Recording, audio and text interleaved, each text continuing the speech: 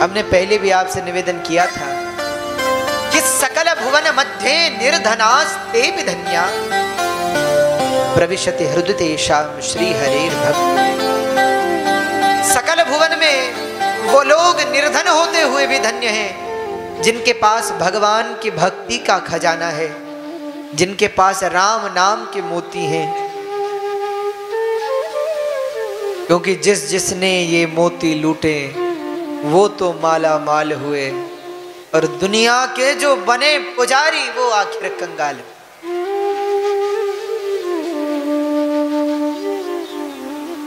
है सच्चा सुख केवल भगवान तुम्हारे चरण। भैया वास्तविक धन, वास्तविक संपत्ति तो भगवान के ही चरणारविंद है। एक बड़ी सुंदर कथा है। एक बार राम जी का दरबार सजा हुआ था, बहुत ध्यान दीजिएगा। और राम जी के दरबार में हनुमान जी नीचे बैठे हैं, राम जी सभा में विराजमान हैं।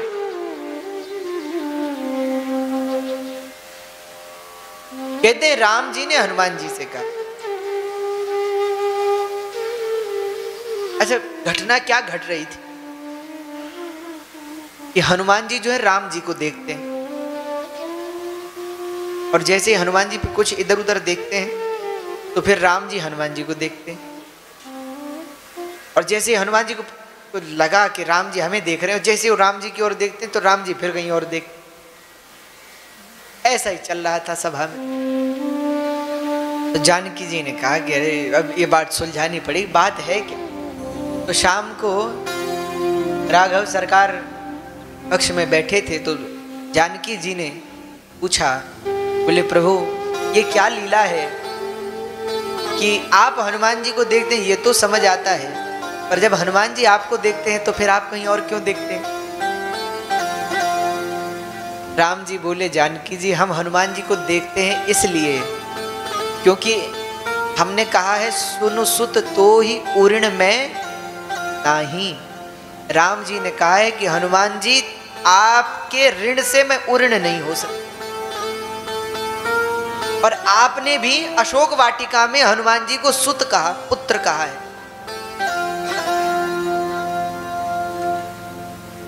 वहां भी कहते हैं ना, अष्ट सिद्धि नवनिधि के अस्वर दीन जानकी, तो मान दी है हनुमान जी पुत्र हैं।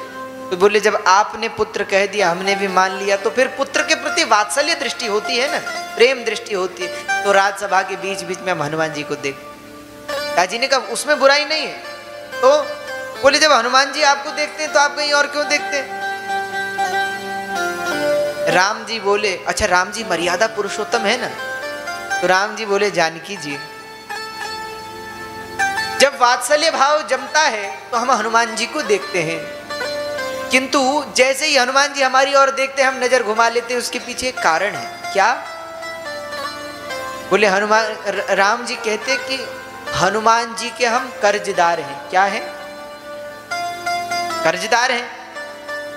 अच्छा जिससे कर्जा लिया हो और उसका कर्जा चुकाने के लिए भी ना हो तो उससे नजरें मिलाओगे, आंखें मिलाओगे? वो कहे ज्यादा आंखें मिला रहे हो तो हमारा कर्जा। इसलिए अगर किसी से कर्जा लिया हो और चुका नहीं पा रहे हो तो लोग रास्ता भी बदल लेते हैं। भैया अगर वो दूर से ही दिखाई दे तो लोग गायब हो जाते हैं कि अब मिलेगा तो कहेगा लाओ। तो राम जी कहते हैं कि हम हनुमान जी के कर्जदार हैं, इसलिए हनुमान जी से आंखें नहीं मिला पाते। वो जानकी जी ने कहा सो तो ठीक है, पर ये कब तक चलेगा? हमेशा ऐसे थोड़े होगा प्रभु, कुछ तो करना पड़ेगा। तो राम जी ने कहा कि आप ही बताओ, कुछ युक्ति बताओ। आप तो जनक जी की पुत्री हो, जनक जी बड़े ज्ञानी हैं, कुछ युक्ति बताइए।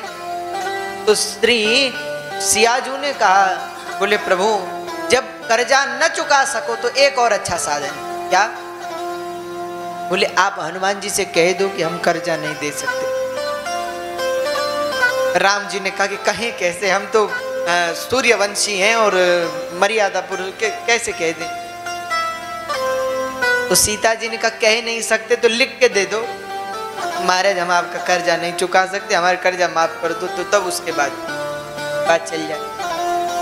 तो राम जी ने कहा ये ठीक है, तो एक चिट्ठी लिखी, अगले दिन रात सभा में गए और हनुमान जी को दी। हनुमान जी ने कहा प्रभु ये क्या है? राम जी बोले आप ये लो।